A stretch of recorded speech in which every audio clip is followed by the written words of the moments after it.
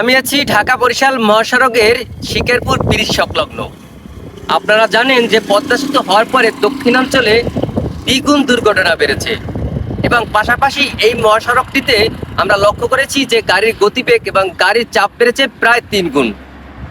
আমরা ইতিমধ্যে শুনেছি যে এই মহাসড়কটিতে 4 লেন হওয়ার কথা, কিন্তু এই 4 লেন হওয়ার কথা শুনে দক্ষিণাঞ্চলের মানুষ কি ভাবছেন? বরিশাল ঢাকা কুয়াকাটা মহাসড়ক 4 লেন হচ্ছে, এটা নিঃসন্দেহে বরিশালবাসীর জন্য একটা আনন্দের খবর। পদ্মা সেতু হওয়ার পর গাড়ির সংখ্যা বেশ কয়েক গুণ বেড়ে গেছে এই সড়কে। এর কারণে প্রতিনিয়ত দুর্ঘটনা ঘটছে।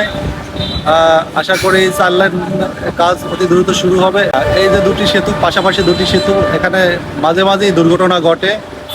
ভাই, আমি দীর্ঘদিন যাবৎ এই মহাসড়কে সিএনজি চালাচ্ছি। আমাদের পদ্মা সেতু হওয়ার আগে সিঙ্গেল লেনে চাপ ছিল গাড়ির অনেক কম। এখন এই পদ্মা সেতু হওয়ার পরে অনেক পরিমাণ গাড়ির চাপ বাড়ছে। প্রতিদিনই 2 সেটে অ্যাক্সিডেন্ট হইতেছে। আমরা খুবই ভয়াবহ অবস্থায় আছি। আমাদের বরিশালে অতি শীঘ্রই 4 লেনের ব্যবস্থা করা হোক। যাত্রীদের এতে অনেক প্রাণ বেঁচে যাবে। আমাদের দুর্ঘটনা থেকে আমরা অনেক বাইসে থাকতে পারবো। আমি চাই এই অন্তর্বর্তী সরকারের কাছে আমাদের আকুল আবেদন যে এই দক্ষিণ অঞ্চলে অতি দ্রুতই 4 লেনের ব্যবস্থা করা হোক। এতে আমাদের যাত্রী এবং আমাদের গাড়ির ড্রাইভারদের প্রাণ বাঁচবে। আমাদের দক্ষিণ অঞ্চলে মানুষ অনেক সেফে থাকতে পারবে।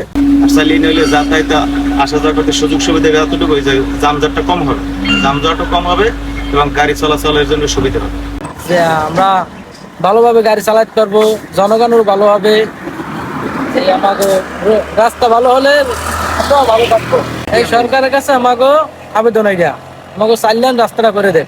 আমরা চাচ্ছি যে সরকারের কাছে, যে সাবেক যে সরকার ছিলেন তারা কিন্তু 6 লেনের জন্য একটা একনাকি আমাদের একটা প্রকল্প হাতে নিয়েছে। সেই প্রকল্পটা যেন চলমান থাকে, এই সরকার যেন সেটা স্থগিত না করে অথবা ক্যান্সেল না করে। আমাদের সরকারের কাছে, এই অস্থায়ী সরকারের কাছে এটি আগুন আবেদন, যেন আমাদের আগের যে প্রকল্পটা রানিং ছিল সেটা যেন চলমান থাকে। 4 লেন একান্ত দরকার।